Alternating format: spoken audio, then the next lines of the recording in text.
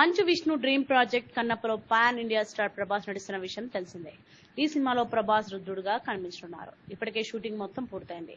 April 25న ప్రపంచ వ్యాప్తంగా ఈ సినిమా థియేటర్లోకి రానుంది. అయితే ఈ సినిమాలో ప్రభాస్ గెస్ట్ రోల్ చేసిన అతని పాత్ర మాత్రం సినిమాకు హైలైట్ గా నిలుస్తుందట.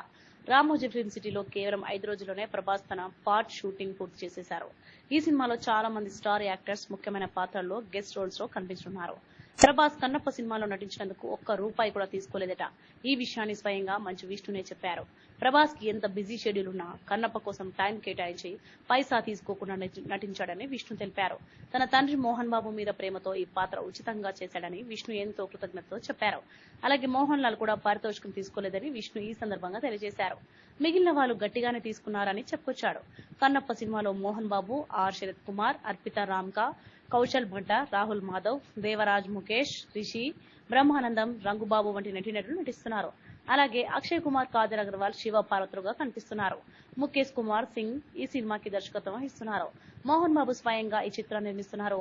ప్రభాస్, మోహన్ లాల్, అక్షయ్ కుమార్ వంటి స్టార్స్ వల్ల కన్నప్పకి మంచి బిజినెస్ జరిగే అవకాశం ఉంది.